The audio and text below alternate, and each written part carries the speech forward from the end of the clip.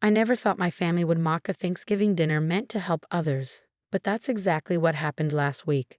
I'm Sarah Mitchell, 34, and for the past year, I've been quietly turning my two-car garage into a weekly soup kitchen for local families struggling to make ends meet. It started small. After my neighbor Lisa lost her job last winter, I noticed her kids weren't bringing lunch to school anymore. I began making extra portions at dinner, packing them in containers, and leaving them on her porch. No note, no fuss, just food for a family in need. Then Lisa mentioned her friend Maria, a single mom working two jobs, who sometimes had to choose between paying rent and feeding her three kids. So I started cooking for Maria's family too. Word spread quietly through our suburban community, and soon I was cooking for 5 families, then 10. I cleaned out my garage, installed some basic kitchen equipment, and started serving hot meals every Wednesday evening. Nothing fancy, just honest, filling food and a warm place to eat it.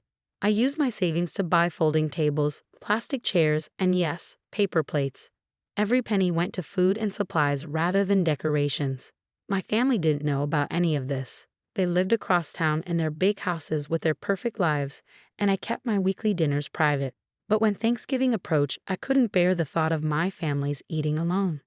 I'm hosting Thanksgiving this year, I announced during our monthly family dinner at my mother's house. My sister-in-law, Amanda, nearly choked on her wine. In your tiny house? She laughed, exchanging glances with my mother. Where will everyone sit? The living room barely fits 4 people. The garage, I said firmly.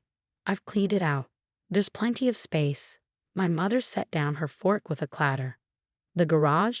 Sarah, don't be ridiculous. We always have Thanksgiving here. I've already planned the menu. Not this year, Mom. I'm hosting. I met her gaze steadily. Everyone's welcome to come. Who's everyone? Amanda asked, her perfectly plucked eyebrows rising. Surely you don't mean. My guests and their families, I said. About 40 people total. The silence that followed was deafening. My brother Tom shifted uncomfortably in his chair, while my father suddenly became very interested in his mashed potatoes. 40 people? In your garage? My mother's voice dripped with disdain. With plastic tables and paper plates, I assume. How? Quaint. Yes, Mom, plastic tables, paper plates, and the best damn turkey dinner they've had all year. I stood up, my appetite gone. Dinner's at 2. Come or don't. It's your choice. The week before Thanksgiving, the snide comments started. First came the concerned phone calls from relatives. Sarah, dear, you can't possibly serve dinner in a garage. What will the neighbors think? This is so embarrassing for the family. Then Amanda started posting on social media. She drove by my house while I was setting up and snapped photos through the open garage door. Can't wait for our classy family Thanksgiving, she wrote, adding hashtags like #TrailerTrashThanksgiving and #GarageSale. I blocked her on social media, but not before her posts had sparked a flurry of laughing emoji reactions from our extended family. Only my cousin Kate called to defend me. They're being horrible, she said. Do you need any help with dinner? I thanked her but said I had it covered. What I didn't tell her was that my regular Wednesday night volunteers, Lisa, Maria, and 3 other moms, had insisted on helping. We spent 2 days cooking, 5 turkeys, mountains of mashed potatoes, green bean casserole, stuffing, and pies. So many pies. Thanksgiving morning dawned clear and cold. We set up long rows of tables in the garage, covered them with cheap plastic tablecloths, and arranged chairs we'd borrowed from the community center. It wasn't fancy, but with space heaters running and fall decorations made by the kids, it felt warm and welcoming. At 1 o'clock, my first guests started arriving. Lisa brought her famous mac and cheese. Maria's oldest daughter had made paper flowers for the tables. Families trickled in, bringing dishes to share, hugging me, thanking me, though I told them 100 times no thanks were necessary. At 1:30, I saw Amanda's SUV drive past slowly. She had her phone out, no doubt taking more photos for social media.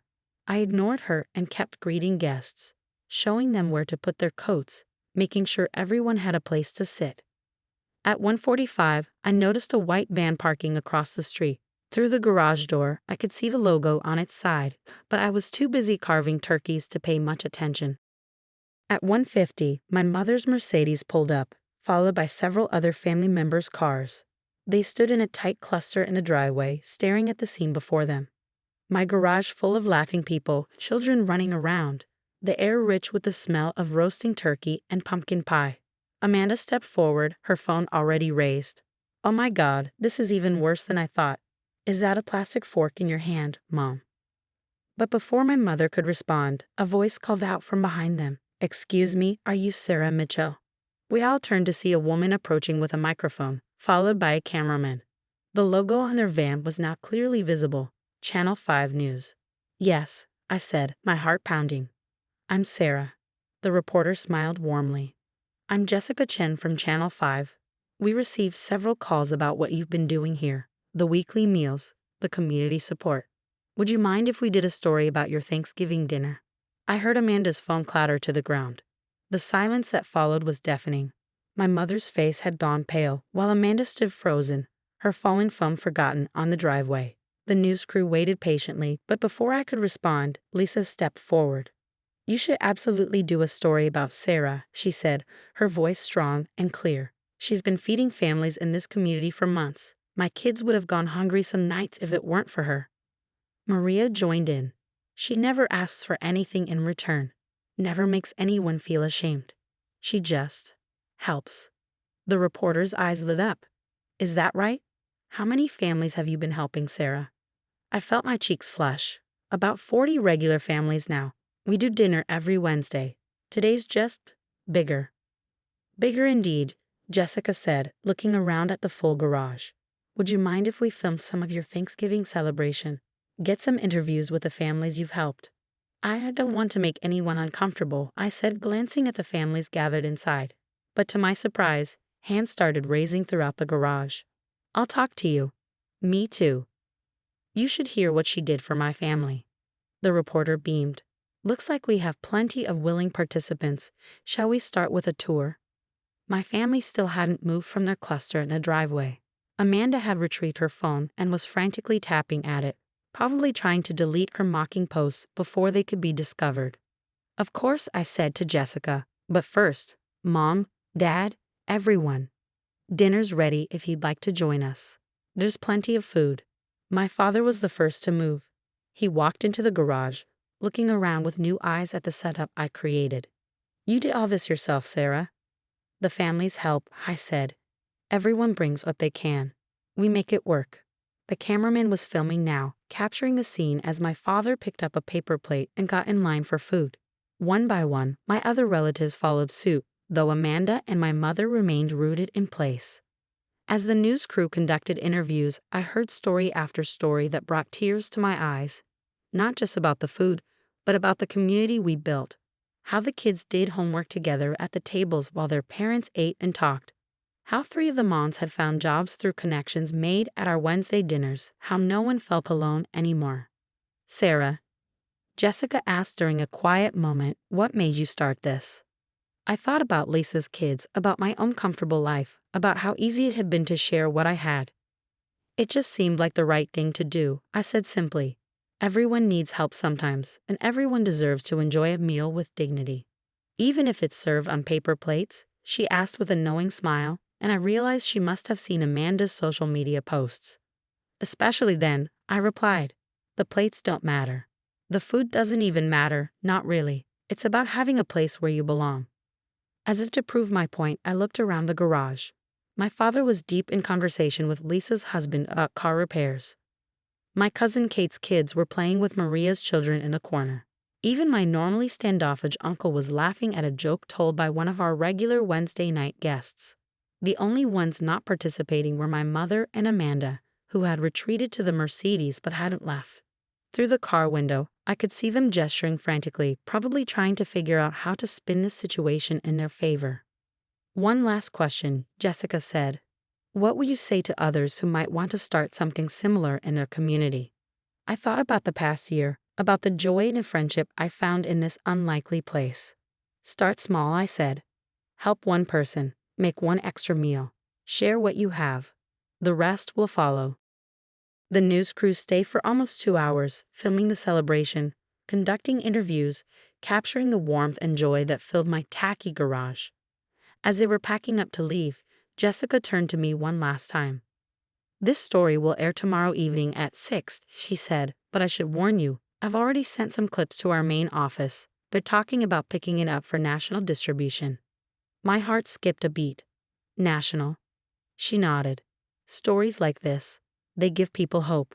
Show them what's possible when one person decides to make a difference. She handed me her card. We'll definitely be following up. The holiday season is just beginning after all. As the news van pulled away, I noticed my mother's Mercedes was still parked in the driveway. After a moment, both front doors opened. Amanda emerged first, her expression unreadable. My mother followed more slowly, clutching her designer purse like a shield. My mother approached me slowly, her heels clicking on the driveway. Inside the garage, the celebration continued. Laughter, conversation, and the clink of plastic utensils creating a warm backdrop to what I knew would be a difficult conversation. Sarah, she began, her voice unusually hesitant. We. For once, my always articulate mother seemed at a loss for words.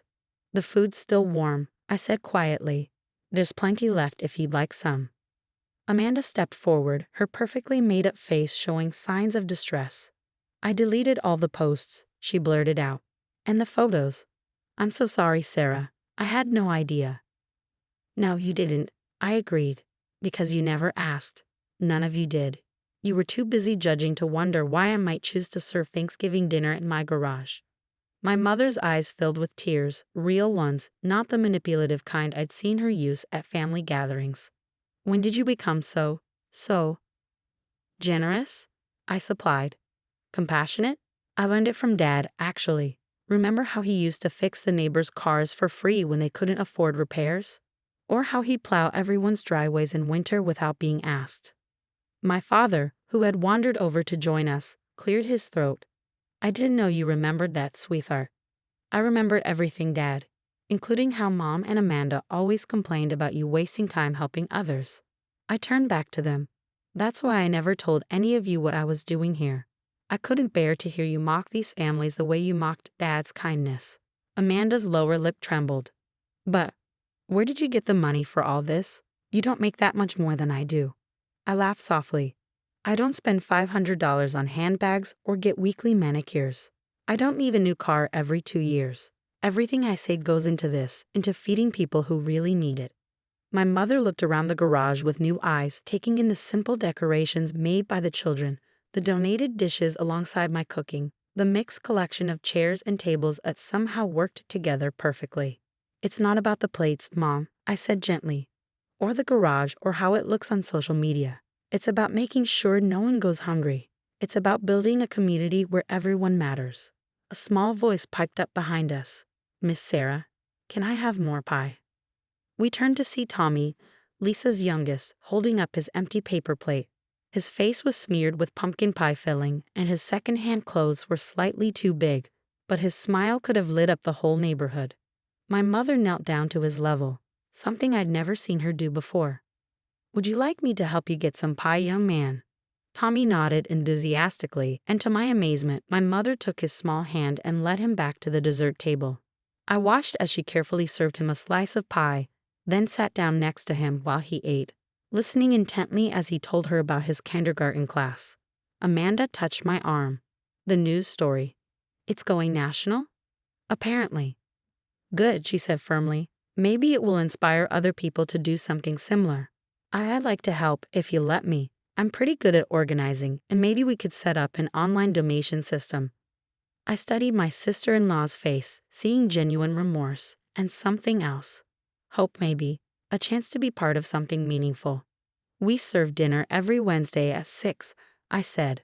Wear comfortable shoes and be prepared to work hard. She nodded, then impulsively hugged me. I really am sorry about those posts. I know, but it's not me you need to apologize to. I gestured to the families enjoying their desserts. It's them. Over the next hour, I watched as my mother and Amanda integrated themselves into our gathering. Mom discovered that Maria had a talent for baking and immediately began discussing recipes. Amanda offered to tutor some of the kids in math. My father was already making plans to start a free car maintenance clinic in my garage on weekends. As the afternoon wound down and families began to leave, each carrying leftovers in containers we collected over the past year, I felt a deep sense of satisfaction. This wasn't the Thanksgiving I had expected. It was better. Jessica from Channel 5 was right. The holiday season was just beginning, and thanks to the upcoming news story, our little garage community was about to get a lot bigger. But now, looking at my family pitching in to help with cleanup, I knew we'd handle it together. Sarah, my mother said as she stacked plastic chairs, next year, I think we should knock down the wall between your garage and the kitchen. Make it a proper space for all this. Your father and I will pay for it. I smiled, remembering all the times she'd offered to pay for renovations to make my house more presentable. But this time was different. This time, it wasn't about appearances. Thanks, Mom, I said, but only if you promise to keep using paper plates. She laughed, a real laugh, possibly the first I'd heard from her in years. Deal. After all, paper plates mean more money for food. I'm learning. Yes, I thought, watching my family and my garage family work together. We all were.